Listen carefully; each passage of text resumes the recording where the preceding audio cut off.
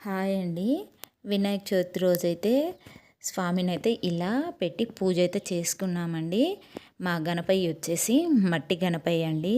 మా వారు దగ్గరుండి స్వామివారు అచ్చు పోపిచ్చి తీసుకొచ్చారండి గణేషుడినైతే. ఇలా పెట్టేసి పూజ అయితే చేసుకున్నామండి. ఇక్కడ కామాక్షి అమ్మవారి దీపం కూడా వెలిగించుకున్నాను. నాకైతే కలశం పెట్టే అలవాటు లేదండి. అందుకనే పసుపు గణపతిని అయితే చేసి పూజ అయితే చేసుకుంటానండి. ఇక్కడ మీకు ఓ విషయం చెప్పాలి. స్వామివారైతే 8 కేజీల బరువు ఉన్నారండి. అది వాళ్ళైతే చెప్పారు. 8 కేజీల బరువు ఉంటారు స్వామివారు అనేసి అయితే చెప్పారు. అలాగే వచ్చేసి స్వామికి ఎంతో ఇష్టమైన లడ్డూలు, కుడుములు, ప్రసాదాల 9 రకాలైతే పెట్టేసుకున్నానండి. అలాగే పండ్లైతే 3 రకాలు పెట్టేసుకొని నైవేద్యంగా సమర్పించానండి స్వామివారికి.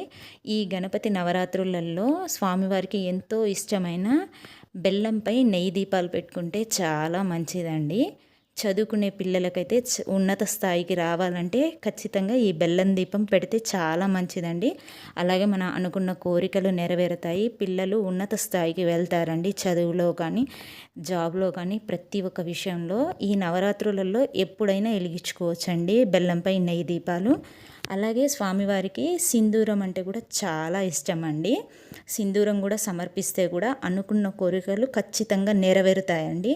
నేనైతే ప్రతి ఇయర్ ఇలానే చేసుకుంటాను. ఇంకొకటి ఏంటంటే స్వామికి దోసపండన్న చాలా ఇష్టం అంటండి. దోసపండు పెడితే అసలు నవరాత్రులలో చేసిన ఫలితం వస్తుందంటండి. నవరాత్రులలో ఏదో ఒక రోజు దోసపండు కూడా పెట్టడానికి ట్రై చేయండి ఫ్రెండ్స్. నాకు తెలిసిన విషయాలైతే మీతో షేర్ చేసుకున్నాను. ఈ ఇయర్ అయితే పూజ ఇలా చేసుకున్నాను.